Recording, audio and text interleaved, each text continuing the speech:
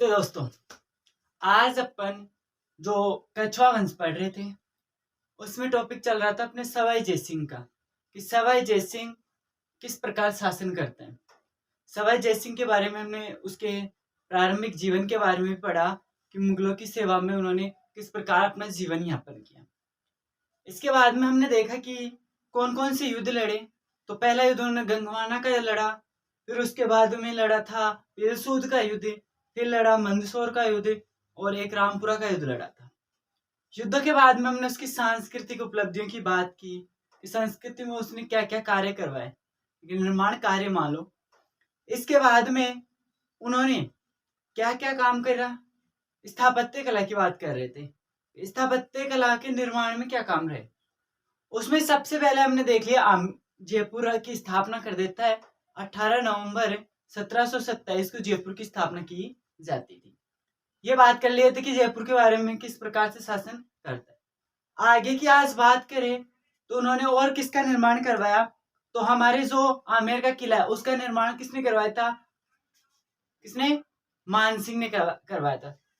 मिर्जा राजा मानसिंह हुए थे, उन्होंने क्या करवाया था, आमेर के किले का निर्माण करवाया था, तो वो तो वहां है। इसके अलावा एक दुर्ग बनवाते हैं, उसका नाम है नारगढ़ दुर्ग। यानी कि जयपुर में क्या करते हैं, नारगढ़ दुर्ग का निर्माण करवाता है। नारगढ़ दुर्ग की बात करें तो ये क्या था, पहाड़ी इलाकों में था। यानी कि राज्य तो क्या कर लिया, बसा लिया उसने, वो तो समतल भूभाग पे है, यानी मैदानी भाग पर है जयपुर। तो वहां तो रह नहीं सकता राजा, क्योंकि जो भी आक्रमणकारी आएंगे वो सीधा अटैक कर सकते हैं। तो इसने अपनी सुरक्षा के लिए क्या कराया था, नारगढ़ दुर्ग बनवाया था, जिसे पहले तो किस नाम से जाना जाता था, सुदर्शनगढ़। पहले सुदर्शनगढ़ के नाम से जानते थे, यानी कि जो श्री कृष्ण है उसके गढ़, श्री कृष्ण का इतना सुदर्शन चक्र श्री कृष्ण के द्वारा चलाया जाता था, तो उसके नाम पे क्या था, नाहरगढ़ का दुर्ग बनाया गया। लेकिन बाद में चल के एक यहाँ सेनापति हुआ नारसिंह हुए हैं, उनके नाम पे नाहरगढ़ रखा गया इस दुर्ग का नाम। क्लियर, यानी नाहरगढ़ दुर्ग बनाया, पहले इसका नाम सुदर्शनगढ़ था, फिर इसका नारसिंह के नाम पे क्या कर दिया गया, इसका नाम नाहरगढ़ कर दिया गया। इसके बाद की अपन बात करें तो ये क्यों बनाया गया, कोई तो कारण होगा कि जिस कारण से नाहरगढ़ दुर्ग का निर्माण किया। तो इस समय मराठों के जो उत्तराधिकार का युद्ध था उसमें हस्तक्षेप कर दिया था किसने, सवाई जयसिंह ने, क्योंकि इसकी बहन भी वहीं शादी हुई थी और जिसकी बेटी थी उसकी भी वहीं शादी। तो इसने मराठों की सुरक्षा के लिए, यानी कि मराठों से सुरक्षा के लिए क्या बनवाया, नाहरगढ़ का किला बनवाया, नाहरगढ़ का दुर्ग बनवाया। यही था नाहरगढ़ किला, यानी कि पहले इसका नाम सुदर्शन होता है, मराठों की से सुरक्षा करने के लिए बनाया गया और नार सिंह के नाम पे इसका नाहरगढ़ नाम किया गया। एक और बात करते हैं मंदिर की, तो इसके गोविंद देव मंदिर बनवाया इसने। कौन सा मंदिर, गोविंद देव जी का मंदिर बनवाया जयपुर के अंदर, जो ये क्या थे, गौड़िया संप्रदाय के का मंदिर है, इनके गौड़ीय संप्रदाय का मंदिर है ये संप्रदाय। तो इसने क्यों बनवाया फिर, क्योंकि जो भी राजा है सवाई जयसिंह है खुद, वो क्या करता है, गोविंद देव जी को खुद का क्या मानता है, दीवान मानता है, और दीवान मान के क्या करता है, शासन करता है। जैसे बात कर ले पर महाराणा प्रताप, जो सिसोदिया वंश के राजा थे, वो क्या करते थे, खुद को एकलिंग जी का अवतार मानते थे, कि एकलिंग जी का दीवान मान के, यानी कि हम उनकी छाया है और उनके नीचे हैं, खुद ईश्वर हमारे अंदर बसता है। तो खुद को गोविंद देव जी का दीवान मानते थे और फिर क्या करते थे, आमेर में शासन करते थे।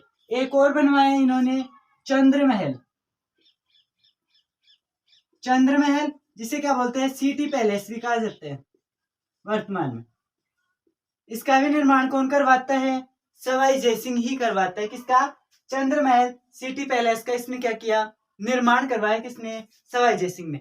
ये तो तीन बातें हो गई कि नाहरगढ़ दुर्ग का निर्माण करवाया, गोविंद देव जी का मंदिर बनवाया, चंद्र महल बनवाया। आगे की बात करते हैं।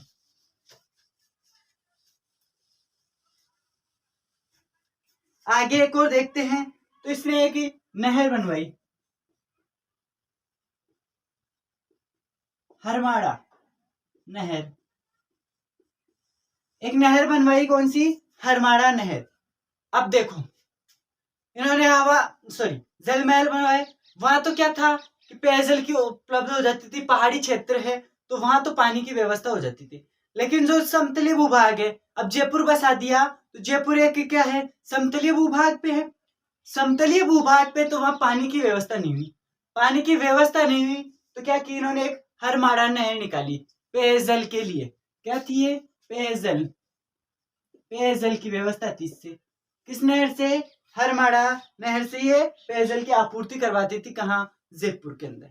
अगली बात करते हैं, तो आगे बनवाया इसमें क्या? जल महल।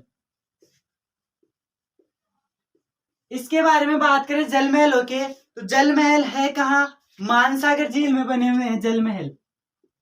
यही क्वेश्चन पूछता है कि जल महल कौन सी झील में बने हुए हैं?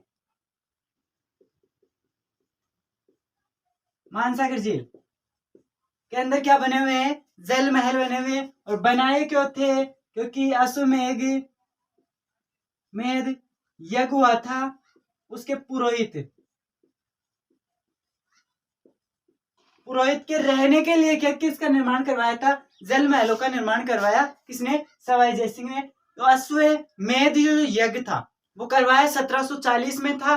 और उनके रहने, इनके देश विदेश से पुरोहित लोग आए थे, उनके रहने के लिए जो व्यवस्था की गई वो कहाँ की गई थी? जल महल में की गई थी। जल महलों का निर्माण करवाया गया। इसके बाद में आगे की बात करें तो वेरी इंपॉर्टेंट चीजें आएगी अभी जंतर मंतर की। अगले जंतर मंतर का भी इन्होंने क्या किया था? निर्माण किया, यानी कि जंतर मंतर। इसकी बात करते हैं, तो इन्हें क्या की? खगोलीय घटनाओं की जानकारी देने के लिए 5 वेधशालाओं का निर्माण करवाया। यानी 5 भारत में 5 जगह वेधशालाओं का निर्माण करवाया। उसमें सबसे पहले इन्होंने दिल्ली में करवाया। पहली कौन सी थी? दिल्ली। फिर करवाता है जयपुर में, एक थी मथुरा, एक थी बनारस, मथुरा बनारस, और एक थी उज्जैन। इन 5 जगह ये क्या थी? वेधशाला। यहाँ क्वेश्चन ये बन गया कि सबसे पहले वेधशाला का, सबसे पहले कौन सी वेधशाला? दिल्ली में सबसे पहले की है ये। और सबसे बड़ी कौन सी है? तो जयपुर वाली सबसे बड़ी वेधशाला है, सबसे बड़ा जंतर मंतर है। अब होता क्या, इनकी बात तो क्या करें, जयपुर के जंतर मंतर की बात करें तो जयपुर के जंतर मंतर में अनेक उपकरण लगाए गए हैं। जैसे बात करें कि चंद्र ग्रहण, सूर्य ग्रहण, सौर घड़ी, चंद्र घड़ी। इसके अलावा अगले आने वाले 100 सालों का जो मौसमी घटनाएं हैं वो बताता है क्या? जंतर मंतर में सारी सुविधा। अपन एक बार सोच के देखें कि आज से 300 साल पहले जो राजा है उसको ये भी ज्ञान था कि आगे आने वाले समय में किस प्रकार काम होगा।